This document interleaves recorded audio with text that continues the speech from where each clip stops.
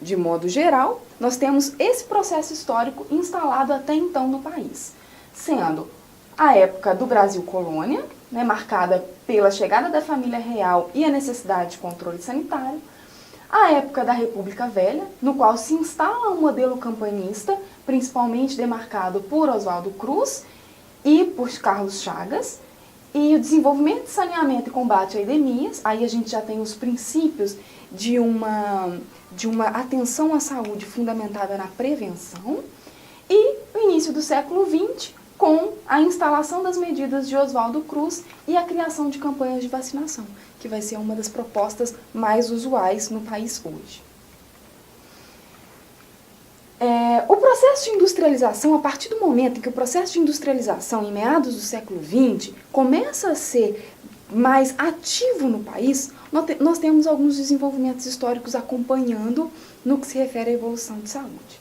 Então, o processo de criação de indústrias, né, o país ele deixa de ser direcionado economicamente para uma política agrária e começa a construir indústrias nos centros urbanos. Traz uma necessidade de população, de trabalho, de pessoas qualificadas dentro dessa indústria. Com isso a gente tem uma urbanização crescente. Há uma tendência da população da zona rural, que se atinha ao trabalho agrário, a migrar para as cidades para ocupar esses espaços em indústrias. Isso sem nenhuma garantia trabalhista. Nós não tínhamos nenhum direito trabalhista assegurado a esses trabalhadores.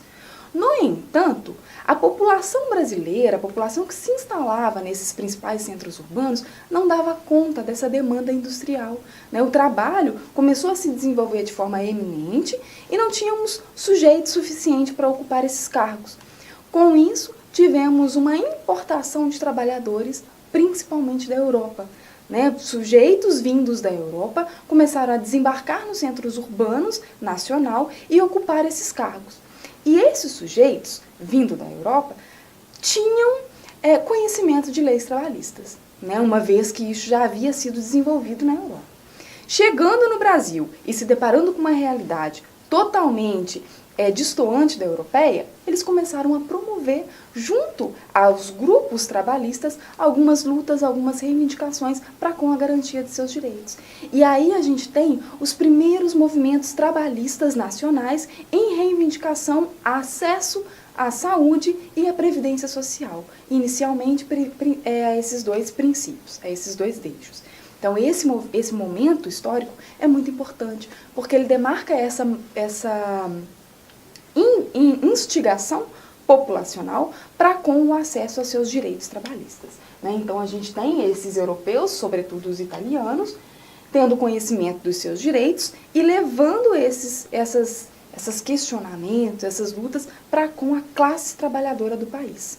Esse movimento, essa luta, desencadeou na criação de uma legislação, de uma instituição extremamente importante para a nossa realidade trabalhista nacional, que foi a denominada CAPES. Né? O que seriam as CAPES?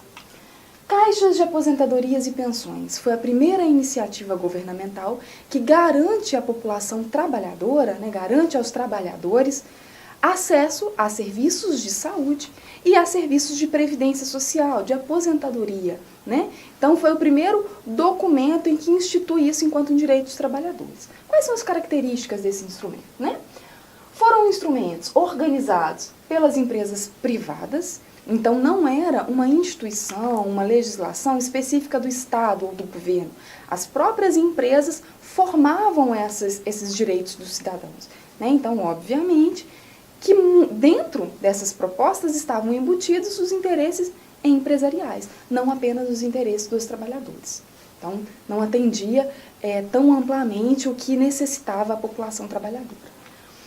O contribuinte recebia garantia de benefícios como aposentadoria e assistência médica, e essa assistência era destinada apenas para trabalhadores contribuintes, ou seja, trabalhadores que possuíam carteira assinada.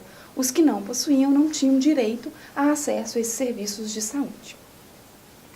Após a criação das CAPES, como eu já disse para vocês, um tanto de críticas começou a surgir, principalmente por esse controle institucional por parte das empresas. As empresas, nessa tentativa de dar ao trabalhador acesso aos direitos, garantiam, em primeiro lugar, seus interesses econômicos. Então, a população trabalhadora continuou insatisfeita com essas medidas da CAPES. Com essas insatisfações, esses movimentos de insatisfação, levou à criação de um novo instituto, de uma nova modalidade que desse aos trabalhadores esse direito, esse acesso à assistência social e à saúde. E esse novo instituto foi os IAPs, Institutos de Aposentadorias e Pensões, que foi criado em 1933, um bom tempo depois da criação da CAPES. E esses IAPs, eles tinham uma caracterização um pouco diferenciada. A principal diferença entre os dois é que os IAPs eles eram organizados por uma categoria profissional, não mais pela empresa, ou seja, os IAPs eles correspondiam à necessidade de cada grupo profissional, uma vez que eles eram vinculados aos sindicatos profissionais. Então, garantias de acesso à saúde e à previdência dos trabalhadores das empresas, têxtil das empresas, outras empresas industriais e etc. Então, tinham essa caracterização específica, respeitava mais as peculiaridades de cada fazer profissional. E tinha uma maior participação de Estado, ou seja, as empresas privadas não tinham tanto poder no que se refere à organização desse direito trabalhista. O direito trabalhista era garantido mais pelo Estado do que pela empresa privada. E isso dá um acesso maior e um acesso mais qualificado aos serviços de saúde, de previdência social e de aposentadoria.